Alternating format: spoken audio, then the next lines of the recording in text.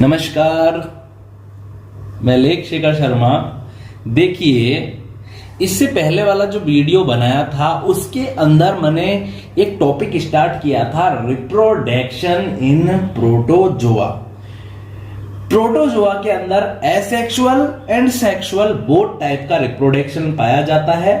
हमने पहले वाली क्लास के अंदर एसेक्सुअल रिप्रोडक्शन के बारे में पढ़ लिया था और उसकी डिफरेंट मेथड के बारे में भी हमने पढ़ा था, जैसे बाइनरी फिजन द्वारा, जिसे द्विखंडन कहते हैं, साथ ही साथ plasmotomy, budding method, multiple fission, साइजोगोनी और प्लाज्मोगेमी मेथड के द्वारा अपन ने प्रोटोजोआ के अंदर रिप्रोडक्शन के बारे में पढ़ा था। आज हम स्टार्ट करने जा रहे हैं सेक्सुअल रिप्रोडक्शन इन प्रोटोजोआ, कि प्रोटोजोआ में लैंगिक जनन किस प्रकार से होता है। देखिए, आप मेरे साथ बने रहिए, वीडियो को पूरा अंत तक देखिए। आप सबसे पहले अपन देख लेते हैं सेक्सुअल रिप्रोडक्शन, लैंगिक जनन। सेक्सुअल रिप्रोडक्शन को लैंगिक जनन भी कहते हैं और इसकी डिफरेंट मेथड है। जैसे कि एक मेथड है सिनगेमी। क्या है सिनगेमी?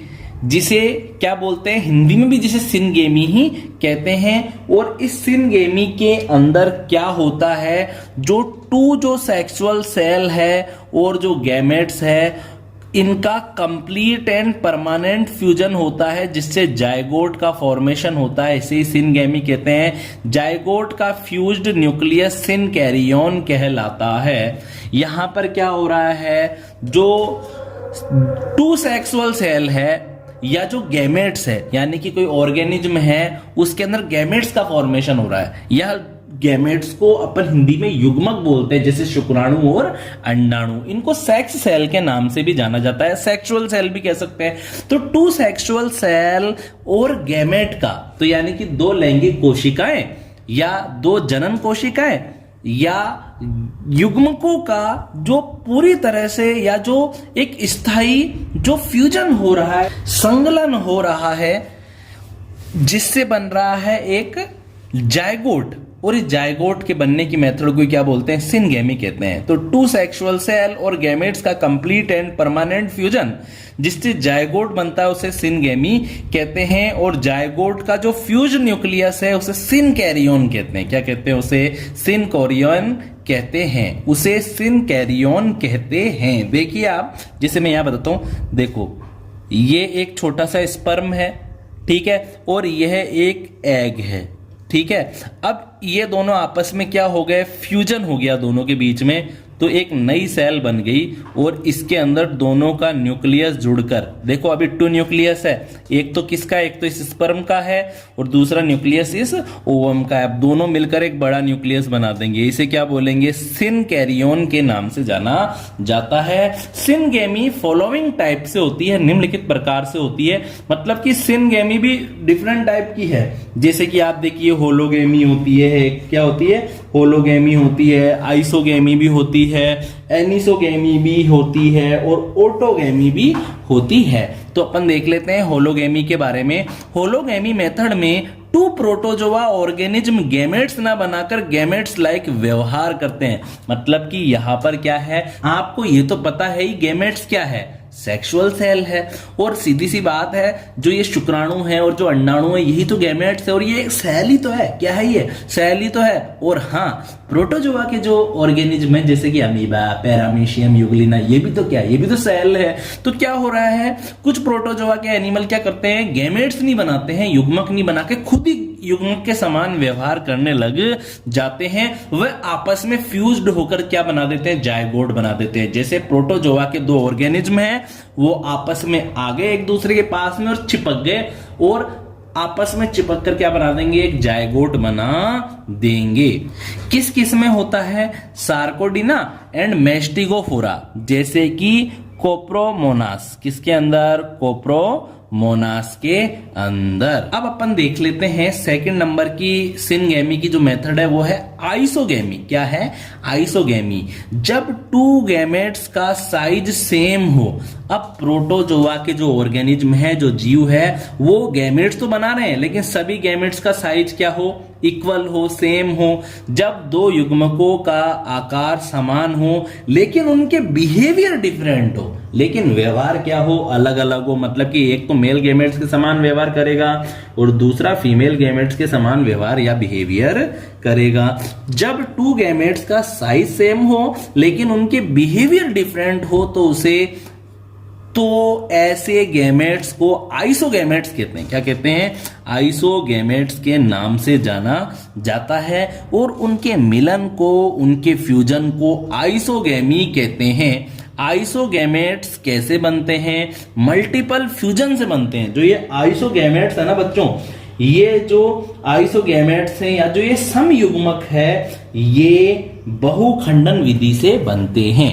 अब अपन देख लेते हैं एनिसोगैमी के बारे में। जब टू गैमेट्स साइज और स्ट्रक्चर एंड बिहेवियर में डिफरेंट हो तो वह एनिसोगैमेट्स कहलाते हैं। क्या कहलाते हैं? एनिसोगैमेट्स कहलाते हैं, यानी कि असंयुग्मक कहलाते हैं। एनिसोगैमेट्स मतलब असंयुग्मक, आइसोगैमेट्स मतलब समयुग्मक और एनिसोगैमेट्स मतलब असमयुग्मक कहलाते हैं। इस प्रकार के असमान गैमेट्स का फ्यूजन ही क्या कहलाता है? एनिसोगैमी कहलाता है। यानी कि यहां पर अपन ने क्या पढ़ा? अपन ने पढ़ा कि सेक्सुअल रिप्रोडक्शन की पहली मेथड है सिनगेमी। सिनगेमी मतलब क्या है? टू सेक्सुअल सेल या टू प्रोटोजोआ के ऑर्गेनिज्म या टू गैमेट्स का कंप्लीट एंड परमानेंट फ्यूजन ही क्या कहलाता है? सिनगेमी कहलाता है। और इस दौरान जाइगोट बनता है और जाइगोट का जो न्यूक्लियस होता है, जो फ्यूज्ड न्यूक्लियस है, जो संयुग्मित, जो अपन बोल सकते हैं जो केंद्रक है, वो सिन कैरियन कहलाता है। होलोगेमी के बारे में अपन ने पढ़ ही लिया कि यहां पर टू प्रोटोजोआ ऑर्गेनिज्म गैमेट्स ना बनाकर गैमेट्स लाइक बिहेवियर कर रहे हैं और गैमेट्स फ्यूज होकर फिर क्या बना रहे हैं? जाइगोट बना रहे हैं और आपस में ही फ्यूज होकर क्या बना रहे हैं? जाइगोट बना रहे हैं। फिर अपन ने पढ़ा आइसोगेमी कि गैमेट्स तो बन रहे हैं लेकिन गैमेट्स का साइज क्या हो? सेम हो, लेकिन बिहेवियर डिफरेंट हो, तो ऐसे गैमेट्स को आइसोगैमेट्स या समयुग्मक कहते हैं और उनके फ्यूजन को आइसोगेमी कहते हैं। फिर अपन ने पढ़ा एनिसोगेमी के बारे में कि भैया अब यहां पर जो टू गैमेट्स है ना, ये साइज, स्ट्रक्चर और बिहेवियर यानी कि आकार में, संरचना में और व्यवहार में बिल्कुल ही क्या होते हैं? डिफरेंट होते हैं। तो उन्हें क्या बोलते हैं? उन्हें एनिसोगैमेट्स कहते हैं या असमयुग्मक कहते हैं। और इस प्रकार के गैमेट्स का फ्यूजन ही क्या कहलाता है? एनिसोगेमी कहलाता है। तो अभी अपन ने क्या देखा? अभी अपन ने ये देखा कि जो प्रोटोजोआ के जो ऑर्गेनिज्म हैं उसके अंदर टू डिफरेंट टाइप के क्या बन रहे हैं? गैमेट्स बन रहे हैं, जो कि क्या है? साइज में और बिहेवियर में डिफरेंट है। साइज में और बिहेवियर में डिफरेंट होने का मतलब है कि कुछ गैमेट्स तो छोटे होंगे और कुछ गैमेट्स साइज में क्या होंगे? बड़े होंगे। कुछ गैमेट्स का बिहेवियर अलग होगा और कुछ का बिहेवियर अलग होगा। तो जो स्मॉल गैमेट्स कहलाएंगे उसको माइक्रो गैमेट्स कहेंगे और ये छोटे होंगे और मूवेबल होंगे, मतलब कि गतिशील होंगे, और एक्टिव मतलब कि सक्रिय होते हैं। और जो लार्ज गैमेट्स हैं उनको मैक्रो गैमेट्स के नाम से जाना जाता है। ये साइज में बड़े होते हैं और इमोबाइल होते हैं, मतलब कि गतिहीन होते हैं और निष्क्रिय होते हैं। ठीक है, तो सीधी सी बात है, जो ये मैक्रो गैमेट्स है ये एक्टिव है, मूवेबल है। तो ये एक्टिव होने के कारण लोकोमोशन करता हुआ या मोशन करता हुआ कहाँ आ जाएगा? मैक्रो गैमेट्स के पास में आ जाएगा और इसे फर्टिलाइज कर देगा और दोनों के फ्यूजन से जाइगोट बन जाएगा। अब अपन देख लेते हैं ओटोगेमी के बारे में, जिसे स्वयुग्मन कहते हैं। एक ही पेरेंट सेल द्वारा उत्पन्न युग्मकों के संलयन यानी कि फ्यूजन को ही ओटोगेमी कहते हैं। जब एक ही पेरेंट सेल द्वारा क्या उत्पन्न हो रहे हैं? गैमेट्स उत्पन्न हो रहे हैं और ऐसे गैमेट जो केवल एक ही जनक कोशिका द्वारा उत्पन्न हुए हैं, अगर ऐसे गैमेट्स का क्या हो जाए? फ्यूजन हो जाए तो उसे ओटोगेमी कहते हैं। क्या कहते हैं? उसे ओटोगेमी कहते हैं। और एग्जाम्पल है इसका एक्टिनोफ्रिक्स। क्या है? एग्जाम्पल एक्टिनोफ्रिक्स एंड एक्टेनोस्फेरियम के अंदर ये ओटोगेमी टाइप का सेक्सुअल रिप्रोडक्शन पाया जाता है। तो अभी अपन ने क्या पढ़ा? सिनगेमी के बारे में पढ़ा। होलोगेमी भी होती है इसके अंदर, आइसोगेमी भी होती है, एनिसोगेमी भी होती है, ऑटोगेमी भी होती है। अब अपन देखेंगे सेक्सुअल रिप्रोडक्शन की सेकंड टाइप की मेथड, संयुग्मन या उभय मिलन, जिसे कॉन्जुगेशन और एम्फीमिक्सिस भी कहते हैं। क्या कहते हैं इसे? एम्फीमिक्सिस के नाम से भी इसे जाना जाता है। अब इसको देखने से पहले आप समझ लो ध्यानपूर्वक, मैं आपको कुछ एक बेसिक बात बताने जा रहा हूं। जैसे कि यहां पर आप देखिए, ये पैरामीशियम है। क्या है? ये एक पैरामीशियम है और इस पैरामीशियम के अंदर है ना 2 टाइप के न्यूक्लियस पाया जाता है। क्या पाया जाता है? 2 टाइप का न्यूक्लियस पाया जाता है, या न्यूक्लियस 2 पार्ट में डिवाइड रहता है।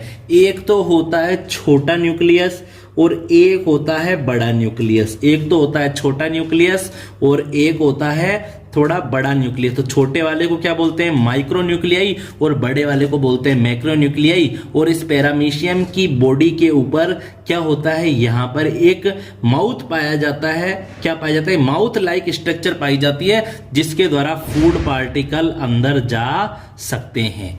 ठीक है, यहां तक बात आपको आ गई होगी समझ में। तो यहां पर देखो पैरामीशियम है, पैरामीशियम में एक तो स्मॉल न्यूक्लियस है, माइक्रो न्यूक्लियस, एक बड़ा न्यूक्लियस है जिसको क्या बोल रहे हैं? मैक्रो न्यूक्लियस बोल रहे हैं। इसे न्यूक्लियाई भी कह सकते हैं। और एक छेद जैसा पाया जा रहा है बॉडी की सरफेस के ऊपर, जिसे क्या बोल रहे हैं? जिसे माउथ लाइक स्ट्रक्चर कह रहे हैं। एपिकल पोर है ये। क्या है ये? एपिकल पोर है। ठीक है, तो सीधी सी बात है, जहां पर ये एपिकल पोर या माउथ पाया जा रहा है उसको एपिकल रीजन कहेंगे। क्या कहेंगे उसे? एपिकल रीजन कहेंगे। अब संयुग्मन या उभय मिलन के अंदर क्या होता है? इसके अंदर देखो, यह 2 इंडिविजुअल्स का टेम्परेरी यूनियन होता है। क्या है ये? यह 2 प्राणियों का अपन बोल सकते हैं एक अस्थाई संलग्न होता है। क्या होता है? यह 2 इंडिविजुअल्स का, यह 2 प्राणियों का टेम्परेरी यूनियन होता है, अस्थाई संगठन होता है या अस्थाई संलयन होता है। 2 इंडिविजुअल्स यानी कि 2 प्राणी अपने ओरल और बकल रीजन से अटैच हो जाते हैं। यानी कि ये जो आपको दिख रहा है, इसके पास में देखो एक और पैरामीशियम बना दिया मैंने। ये देखो, ये इसके पास में मैंने एक और पैरामीशियम बना दिया, और ये इसका भी बकल रीजन है। तो मुझे बताओ दोनों के बकल रीजन एक दूसरे के पास में आ गए नहीं आ गए? ठीक है, अब इसके अंदर भी वही एक माइक्रो न्यूक्लियाई है और एक मैक्रो न्यूक्लियाई है, बड़ा वाला। ठीक है, तो यहां पर 2 इंडिविजुअल्स का टेम्परेरी, इंडिविजुअल्स मतलब 2 प्राणी, एक ही स्पीसीज के 2 जो प्राणी कहलाएंगे या जो 2 जो एनिमल कहलाएंगे उसे इंडिविजुअल्स कहेंगे। ठीक है, यह 2 इंडिविजुअल्स का टेम्परेरी यूनियन होता है। क्या होता है? यह 2 इंडिविजुअल्स का टेम्परेरी यह यूनियन होता है। 2 इंडिविजुअल्स अपने ओरल और बकल रीजन से अटैच हो जाते हैं और कांटेक्ट प्लेस पर जो प्रोटोप्लाज्म है या जो जीवद्रव है उसका फ्यूजन हो जाता है। यहाँ पर जो मेम्ब्रेन है वो थोड़ी गल जाती है। अब क्या होता है? जो प्रत्येक इंडिविजुअल्स है या जो प्रत्येक प्राणी है उसमें macro nuclei and micro nuclei पाई जाते हैं। ये बात तो सही है, ये आपको बता ही दिया है। अब क्या हो रहा है? मैक्रो न्यूक्लियाई ब्रेक अप होकर डिसअपियर हो जाते हैं। यहां पर जो ये मैक्रो न्यूक्लियाई आपको दिख रहे हैं ये क्या हो जाएंगे? ये ब्रेकअप होकर मतलब कि टूट कर धीरे धीरे क्या हो जाएंगे? गायब हो जाएंगे। धीरे धीरे टूटकर क्या हो जाएंगे? बिल्कुल गायब ही हो जाएंगे। तो सीधी सी बात है, दोनों इंडिविजुअल्स में केवल कौन रह जाएंगे? माइक्रो न्यूक्लियाई ही रह जाएंगे। अब क्या हो जाएगा? माइक्रो न्यूक्लियाई में माइटोटिक डिवीजन होगा। माइटोटिक डिवीजन होगा मतलब कि असमसूत्री डिवीजन होगा, असमसूत्री विभाजन होगा।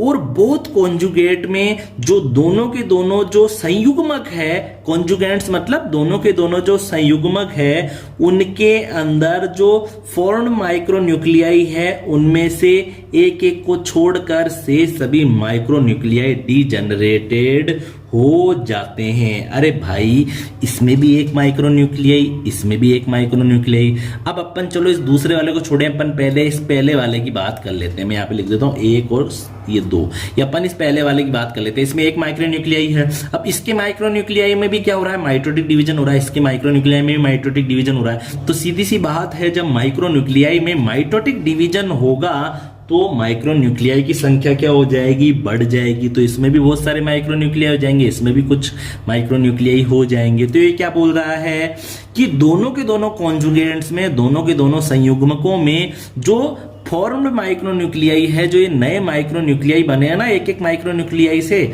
माइटोटिक डिवीजन द्वारा, इनमें से केवल एक एक को छोड़कर से सभी माइक्रोन्यूक्लियाई क्या हो जाते हैं, डीजनरेट हो जाते हैं, अपघटित हो जाते हैं, नष्ट हो जाते हैं। और जो बचे हुए माइक्रोन्यूक्लियाई है, रिमेनिंग माइक्रोन्यूक्लियाई में फिर से एक डिवीजन होता है और प्रत्येक माइक्रोन्यूक्लियाई क्या बना देता है, 2 गैमेटिक माइक्रोन्यूक्लियाई बना देता है। यानी कि 2 युग्मक लघु केंद्रकों का निर्माण कर देता है। क्या कहलाता है, 2 युग्मक लघु केंद्रकों का निर्माण कर देता है।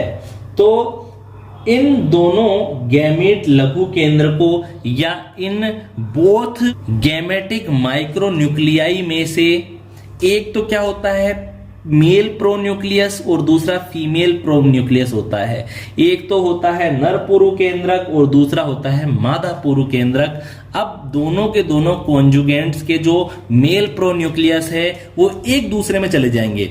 इसका जो मेल प्रोन्यूक्लियस है, वो जो सेकंड वाले का जो मेल प्रोन्यूक्लियस है वो फर्स्ट वाले में चले जाएगा और फर्स्ट वाले का मेल प्रोन्यूक्लियस सेकंड वाले के अंदर चले जाएंगे। यानी कि दोनों कॉन्जुगेंट्स के मेल प्रोन्यूक्लियस एक दूसरे में चले जाते हैं। प्रत्येक कॉन्जुगेंट्स में male and female pronucleus fused होकर क्या बना देते हैं, जाइगोट न्यूक्लियस बना देते हैं। क्या बना देते हैं, जाइगोट न्यूक्लियस बना देते हैं। प्रत्येक संयुग्मक के अंदर जो मेल और जो फीमेल जो प्रोन्यूक्लियस है, यानी कि सीधी सी बात है, फर्स्ट वाले का मेल न्यूक्लियस इसमें आ गया सेकंड वाले में, और सेकंड वाले में पहले से ही कौन बैठी है, फीमेल प्रोन्यूक्लियस बैठा है, ठीक है, या बैठी है। लेकिन और सेकंड वाले का मेल न्यूक्लियस किस में आ गया, और सेकंड वाले का मेल प्रोन्यूक्लियस फर्स्ट वाले में आ गया, और फर्स्ट वाले में भी पहले से कौन तैयार है, फीमेल प्रोन्यूक्लियस है। तो सीधी सी बात है, प्रत्येक कॉन्जुगेंट्स में male and female pronucleus fused होकर, जुड़कर, संयुग्मित होकर क्या बना देते हैं, जाइगोट न्यूक्लियस बना देते हैं। ठीक है, युग्मक का क्या बना देते हैं, युग्मनज का केंद्रक बना देते हैं। इसके बाद दोनों इंडिविजुअल्स फिर क्या हो जाते हैं, सेपरेट हो जाते हैं, अलग हो जाते हैं, जिन्हें एक्स कॉन्जुगेंट्स कहते हैं। क्या कहते हैं, जिन्हें एक्स कॉन्जुगेंट्स कहते हैं। प्रत्येक एक्स कॉन्जुगेंट्स में न्यूक्लियर एंड साइटोप्लाज्मिक डिवीजन होता है। फिर क्या होता है, प्रत्येक जो ये एक्स कॉन्जुगेंट्स है, यानी कि जो पूर्व संयुग्मक है, इसके बाद में दोनों इंडिविजुअल सेपरेट हो जाते हैं, अलग हो जाते हैं, जिन्हें एक्स कॉन्जुगेंट्स कहते हैं, पूर्व संयुग्मक कहते हैं। अब प्रत्येक एक्स कॉन्जुगेंट में जो न्यूक्लियर है और जो साइटोप्लाज्म है, उस तो जो न्यूक्लियस है और जो साइटोप्लाज्म है, उसमें न्यूक्लियर एंड साइटोप्लाज्मिक डिवीजन होता है, जिससे 4 डॉटर इंडिविजुअल्स बन जाते हैं। तो सीधी सी बात है, बिल्कुल सरल सी बात है, 2 पैरामीशियम है, ठीक है, पहले वाले पैरामीशियम में एक मैक्रोन्यूक्लियाई, सेकंड वाले में भी एक मैक्रोन्यूक्लियाई, ठीक है।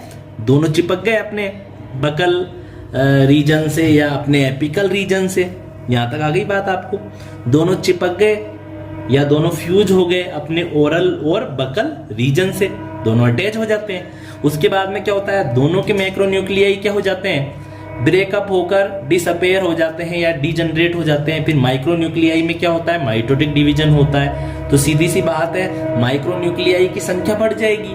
फिर माइक्रोन्यूक्लियाई क्या हो जाते हैं, एक एक माइक्रोन्यूक्लियाई को दोनों में छोड़कर फिर क्या होता है, दोनों में एक एक माइक्रो न्यूक्लियाई को छोड़कर बाकी के क्या हो जाते हैं, बाकी के डीजनरेट हो जाते हैं। और जो ये बचे हुए जो माइक्रो न्यूक्लियाई हैं, दोनों के अंदर एक एक उनके अंदर फिर से डिवीजन होता है। तो प्रत्येक माइक्रो न्यूक्लियाई से 2 गैमेटिक माइक्रो न्यूक्लियाई बन जाते हैं।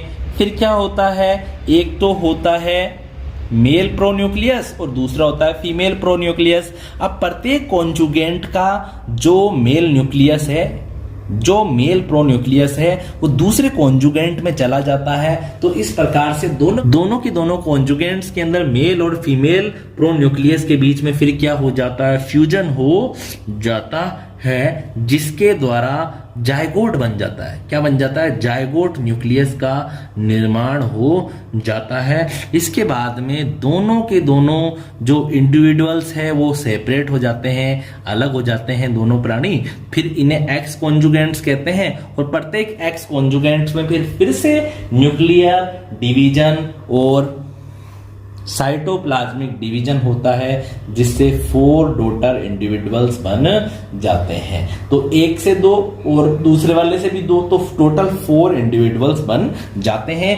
अब जो इसमें अब प्रोटोजोआ के प्राणियों के अंदर या जो ऑर्गेनिज्म के अंदर जो और दूसरे टाइप की जो रिप्रोडक्शन की मेथड है वो है पार्थेनोजेनेसिस, अनिषेक जनन। इंपॉर्टेंट है, पार्थेनोजेनेसिस या अनिषेक जनन किसे कहते हैं कि विदाउट फर्टिलाइजेशन गेमेट्स के डेवलपमेंट को पार्थेनोजेनेसिस या अनिषेक जनन कहते हैं। देखो किसी भी ऑर्गेनिज्म में क्या बनते हैं, गैमेट्स बनते हैं, male gametes and female gametes बनते हैं। फिर उसके बाद में क्या होता है, दोनों के दोनों गैमेट्स के बीच में फ्यूजन होता है, जिससे एक जायगोट बनता है। क्या बनता है, जिससे एक जायगोट बन जाता है और जायगोट से फिर आगे जाके एम्ब्रियो बनता है और एम्ब्रियो से फिर बेबी बनता है। तो सीधी सी बात है, कुल मिलाकर मेल और फीमेल जो गैमेट्स है उनके बीच में फ्यूजन होना जरूरी है, इसे ही फर्टिलाइजेशन कहते हैं। लेकिन क्या होता है, कुछ स्पीसीज ऐसी भी है प्रोटोजोआ के अंदर जिनके अंदर बिना फर्टिलाइजेशन के ही, मतलब कि बिना मेल और फीमेल गैमेट्स के फ्यूजन के ही क्या हो जाता है, उन गैमेट्स से डायरेक्ट डेवलपमेंट द्वारा एक नया प्रोटोजोआ का ऑर्गेनिज्म जन्म लेता है, जिसे पार्थेनोजेनेसिस कहते हैं। तो अपन क्या बोल सकते हैं, बिना निषेचन के होने वाले जनन को ही क्या बोलते हैं, अनिषेक जनन कहते हैं, या विदाउट फर्टिलाइजेशन के गैमेट्स के डेवलपमेंट को ही पार्थेनोजेनेसिस या अनिषेक जनन कहते हैं। इसका एग्जाम्पल है क्लेमाइडोमोनास एंड अदर स्पीसीज के अंदर। अब देखिए 5th नंबर पर रीजनरेशन, जिसे पुनरुद्भवन भी कहते हैं। क्या बोलते हैं इसे, पुनरुद्भवन के नाम से भी जाना जाता है। पैरासाइटिक प्रोटोजोआ में रीजनरेशन की कैपेसिटी कम ही पाई जाती है। जो परजीवी जो प्रोटोजोआ के जो सदस्य है, ऐसे प्रोटोजोवन जो दूसरे जीवों के अंदर रोग फैलाते हैं या परजीवी के रूप में रहते हैं, तो ऐसे प्रोटोजोवन के अंदर रीजनरेशन की कैपेसिटी कम पाई जाती है। और रीजनरेशन की प्रोसेस के अंदर क्या होता है, इस प्रोसेस के अंदर न्यूक्लियस इंपॉर्टेंट रोल प्ले करता है। सबसे महत्वपूर्ण भूमिका कौन निभाता है इस प्रोटोजोआ के सदस्यों के अंदर रीजनरेशन में, उनका nucleus. Nuclear and cytoplasmic materials की relative quantities and broken piece के साइज रीजनरेशन कैपेसिटी को अफेक्टेड करते हैं। यहां पर क्या बताया गया है, यह बताया गया है कि जो परजीवी जो प्रोटोजोआ है उनमें पुनरुद्भवन की क्षमता कम पाई जाती है, और इस प्रक्रिया के अंदर रीजनरेशन की इस प्रोसेस में इन ऑर्गेनिज्म के न्यूक्लियस की इंपॉर्टेंट भूमिका है, इंपॉर्टेंट रोल प्ले करते हैं अपना। और साथ ही साथ जो न्यूक्लियर एंड साइटोप्लाज्मिक मटेरियल की जो रिलेटिव जो क्वांटिटीज है, यानी कि जो केंद्र की है, और जो कोशिका द्रव्य पदार्थों की जो अनुपातिक जो मात्रा है, तथा उनके टूटे हुए भाग के आकार के ऊपर ही रीजनरेशन कैपेसिटी निर्भर करती है। अगर मान लीजिए कोई प्रोटोजोआ का ऑर्गेनिज्म है, वो टूट गया दो भागों के अंदर, अब जिस भाग के अंदर न्यूक्लियस ज्यादा होगा, साइटोप्लाज्म ज्यादा होगा, उसमें रीजनरेशन बहुत आसानी से होगा। जैसे अभी आपको बताता हूं, देखो जैसे कि माना कि ये कोई ऑर्गेनिज्म है और ये इसका न्यूक्लियस है, ठीक है। अब माने कोई दुर्घटना हो गई, कोई आंधी तूफान कुछ भी आया, किसी भी कारण से ये ऑर्गेनिज्म टूट गया, ये ऐसे ये इसमें थोड़ा सा न्यूक्लियस का भाग आ गया, ये रहा, और ये इसका बाकी का भाग है, ठीक है। ये इसमें न्यूक्लियस भी जाता है, ठीक है। तो सबसे ज्यादा रीजनरेशन किसके अंदर होगा? इसके अंदर ना होकर किस में होगा? इस वाले में होगा, और इसके अंदर वापस रीजनरेशन से ये ऑर्गेनिज्म ठीक हो जाएगा और नया ऑर्गेनिज्म इससे बन जाएगा। तो यही तो बोल रहा है कि न्यूक्लियर एंड साइटोप्लाज्मिक मटेरियल की रिलेटिव क्वांटिटीज, जो केंद्रकीय और जो कोशिका द्रव्य जो पदार्थ है, उनकी अनुपातिक जो मात्रा है और जो टूटे हुए भाग का जो साइज है, वही रीजनरेशन की कैपेसिटी को, पुनरुद्भवन की क्षमता को क्या करता है? प्रभावित करता है, अफेक्टेड करता है। तो आई होप जो आज अपन ने पढ़ा है सेक्सुअल रिप्रोडक्शन इन प्रोटोजोआ, वो आपको समझ में आ गया होगा। इनके अंदर सिनगेमी, सबसे पहली मेथड अपन ने पढ़ी सिनगेमी, और सिनगेमी भी डिफरेंट टाइप की थी, होलोगेमी, आइसोगेमी, एनिसोगेमी, ऑटोगेमी। फिर अपन ने पढ़ा कॉन्जुगेशन, जिसे एम्फीमिक्सिस भी कहते हैं। फिर अपन ने पढ़ा पार्थेनोजेनेसिस, फिर अपन ने पढ़ा लास्ट में रीजनरेशन के बारे में। तो आई होप जो आपको मैंने टॉपिक पढ़ाया है रिप्रोडक्शन इन प्रोटोजोआ, यह आपको अच्छे से समझ में आ गया होगा। आप मेरे साथ चैनल पर बने रहिए, चैनल को आप सब्सक्राइब कीजिए ताकि मेरे द्वारा डाले गए वीडियो आपको मिलते रहे टाइम टू टाइम। सभी को टेक केयर।